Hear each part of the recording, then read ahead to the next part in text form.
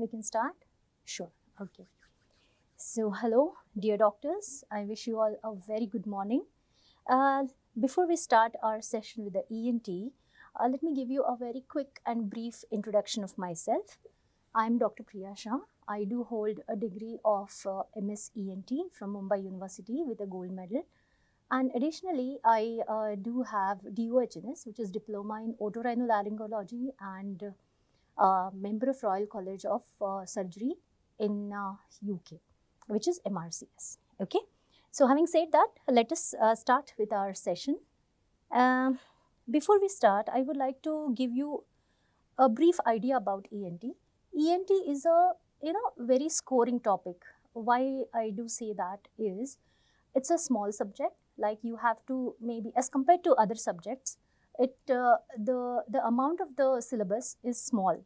Okay. At the same time, the questions are very simple and straightforward. So you are not supposed to miss a single opportunity, and you are not going to make a single wrong. Then obviously this becomes a very scoring subject. Okay. So what I thought for today, I will select a simple topic to start with. So I have selected for today's session disorders of the middle ear. In that we will focus mainly on the inflammation of the middle ear. Okay. So before we start with the inflammation of the middle ear, it is of utmost importance that we are supposed to know the basic anatomy of the middle ear. Okay. So let us start with the anatomy. This is a quick recap so that you can brush up your previous knowledge, as you have all studied it. I'm very sure about that. So the ear has been divided into three parts: the external ear, the middle ear, and the innermost ear. Okay. So the external ear has got two parts, which is auricle, or what we call it a pinna. The function of this part is to just catch the sound vibrations which are coming from outside and translate it or transduce it towards the external auditory canal. Now this external auditory canal is a tube-like structure. In the inner side, it is made up of bone, and on the outer side, it is made up of cartilage. Okay. So as we all know that middle ear and the external ear have been partitioned by a curtain-like structure. What is it? As you have guessed it correct, which is tympanic membrane. Okay. So this tympanic membrane is a very important and a crucial structure, because it helps to partition the external ear from the middle ear, which helps to prevent infections going into the middle ear. Now, since we are talking about tympanic membrane, let me also tell you that it has got three layers: the outer layer, which is formed by ectoderm, the middle layer is formed by mesoderm, and the innermost layer is formed by endoderm. Why am I telling you this? Because this point is most of the times asked in the exam. And since the origin is from three layers of the, this tympanic membrane originates from three layers, it has got three nerve supply for the different layers. Okay, so you have to remember this. As we go ahead, and let us dive a little deep into the middle ear now. So you all know that there is a chain of ossicles, which we call a bony chain, which contains three ossicles. Namely, the lateral most is the malleus, the middle one is incus, which is also called as annual, and which is in turn connected to stapes, which is connected to the which window? Yes, correct. So it's a oval window of the labyrinth. Okay. Now, what is the function of this middle ear? Moment the tympanic membrane vibrates, it transmits all the sound waves inside, and these vibrations are transduced from this chain towards the oval window, which in turn makes it to vibrate, leading to some waves in the perilymph, which are sensed by the brain through the vestibulocochlear nerve. So this is the basic, absolutely basic anatomy that we have to understand. And one more important thing, that this middle ear has got only a single connection per se. We can say it's a dynamic and mechanical connection to the nasopharynx through the eustachian tube. Okay. Now, all this anatomy becomes very important when we are trying to understand the diseases of the middle ear. Fine. Okay. So let us go a little deep into the diseases of the middle ear. Let's proceed. The first and foremost topic that I would like to describe today is acute suppurative otitis media. What do you mean by that? It's acute, which means obviously it's a rapid onset, or we can say acute in onset, okay? Suppurative, which means pus formation. So in this condition, usually if it is not treated early, there is possibility of pus formation. And otitis media, which means inflammation of the middle ear. As you all know, the middle ear is lined by the mucosa from inside. So moment this mucosa gets infected or invaded by the bacteria, the whole process will lead to inflammation of the middle ear, which is also called as acute otitis media. Now, if it is because of the bacteria, it would be called as acute suppurative otitis media. I hope everything is clear till here. Fine. So, let's see what are the routes of infection for the development of the acute otitis media. Okay. So, as I said before, that this middle ear is connected to the nasopharynx, right? That is by the eustachian tube. Now, what happens is, moment the patient or a person, human, has any infection, maybe in the throat, that could be either in the adenoids, maybe in the tonsils, or sometimes maybe it is draining down from the nose, from the sinusitis, or he is having chronic rhinitis. So, the whole nasopharynx would act as a focus of infection, harboring the bacteria. Now, these bacteria can slowly travel, moment the patient sneezes or coughs or he tries to blow the nose, there is pressure differences and these bacteria can get traveled into the middle ear. You get it? Fine. So, this is one route as I was describing. What is the second route? What can you think of? Tell me. Now, as I said, I mentioned before that this external ear and middle ear is partitioned by a curtain-like structure, which is a protective kind of mechanism for the middle ear, which prevents entry of the bacteria from the exterior to the middle ear, which is tympanic membrane. So, if at all the patient is having any perforation, or we can say because of any reason his tympanic membrane has been damaged, okay? So, in that case, he may get infection right from the exterior, invasion of the bacteria into the middle ear, okay? So, that is another reason. Now, when can this happen?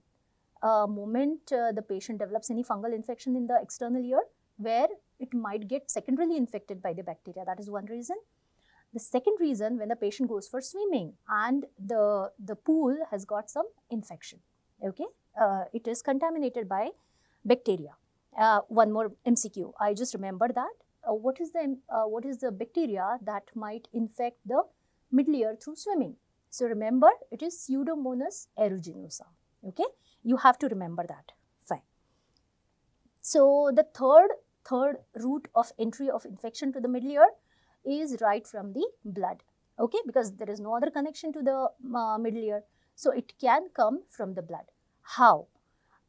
If at all the patient is having any immunocompromised state, or he has got septicemia or any kind of focus of infection anywhere in the body, through which, through the blood, the bacteria may go and reach the middle ear, causing acute suppurative otitis media.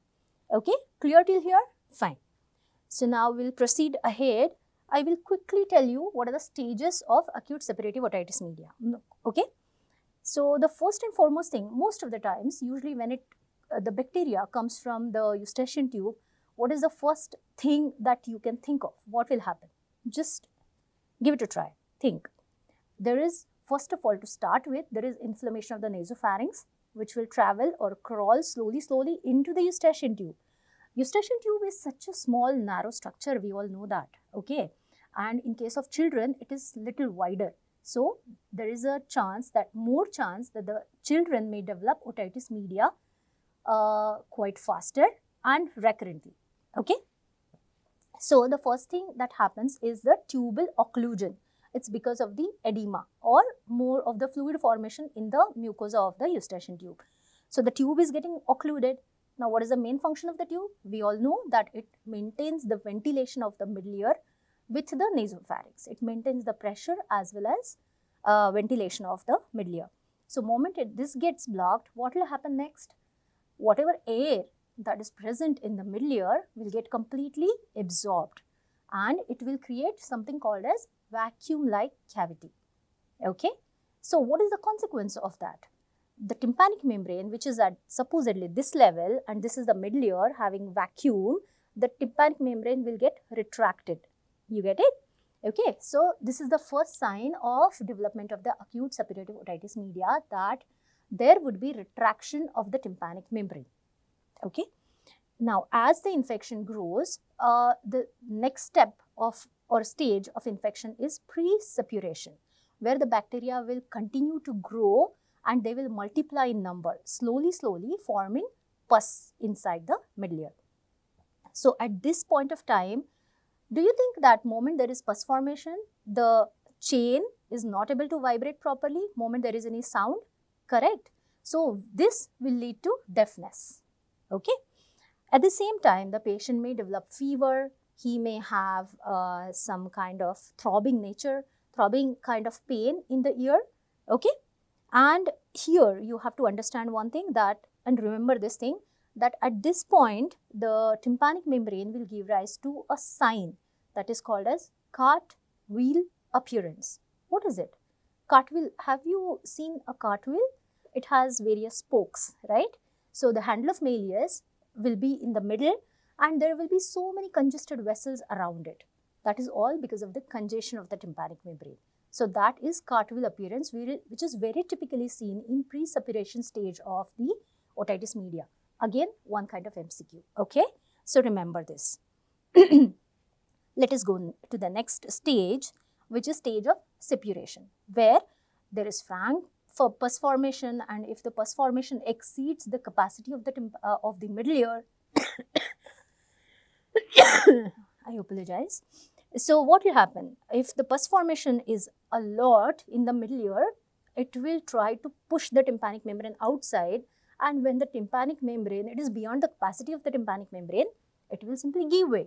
And what will happen? There will be perforation of the tympanic membrane leading to pus discharge. Okay. Now, later on, if at all the patient, if the patient is given antibiotics, what will happen? The infection will start resoluting. So, there are two more stages left. One is when the patient is treated. No, that's fine. So, if the patient is treated with antibiotics, there will be, next stage will be stage of resolution. Now, if the patient is not being given antibiotics, and if the infection, the body is not trying to resist the infection, what will happen next? The infection will keep spreading. Okay, it might go into the mastoid, leading to mastoiditis. It might go towards the lateral sinus, leading to lateral sinus thrombophlebitis. Okay. So, all this complication can come into picture if the patient is not giving antibiotics, or if the patient having virulent bacterial infection, okay, which is also Pseudomonas. Fine. Now, I think you have understood all the pathophysiology of this otitis media. I'm quickly going to tell you, there is one more disease of the ear, which is called as secretory otitis media. Now, if the patient was given antibiotic, but it wasn't for the sufficient period of time, what will happen is the fluid inside the ear will become sterile, and that is called as secretory otitis media or glue ear. Okay. I want to emphasize on this glue ear because this is very commonly asked question in the exam, where there would be bubble formation behind the tympanic membrane. Okay. And the patient, this is usually seen in very young children, like from 6 months till 6 years. Okay. Okay. So, since we are coming towards the end of the topic, as I said that the treatment is by antibiotics, let us quickly go through some MCQ, the library of the MCQ that I try to take out. Okay, tell me one thing. Tympanic membrane develops from, I'm going to give you options, okay? Ectoderm, mesoderm, endoderm, or all the three germinal layers. So, obviously, you have guessed it correct, which is all the three germinal layers. Now, tell me the next answer. Stapes footplate covers what structure? Option A, round window, B, oval window, C, sinus tympani, and D, pyramid. As I explained while explaining the anatomy, that there are 3 bone-like structures. Out of that, the innermost is stapes, where the stapes foot plate connects to the oval window. So, answer here would be definitely oval window. Okay. A last question that I would like to ask here is, which of the following is not a typical feature of malignant otitis externa?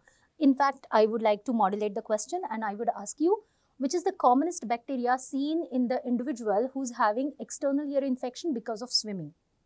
So, without any option, I suppose that you are supposed to guess it, okay? So, I'll give you some options: Streptococcus pneumoniae, Moraxella catarrhalis, Hib bacteria, and the fourth one is Pseudomonas aeruginosa. So, the obvious answer here is Pseudomonas aeruginosa, okay?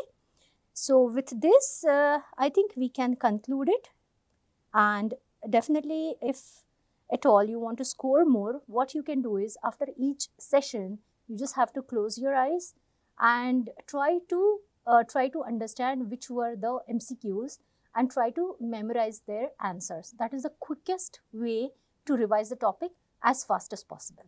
Okay? Fine then, let's meet in the next class. Okay, till then, all the best. Happy studying. Bye-bye.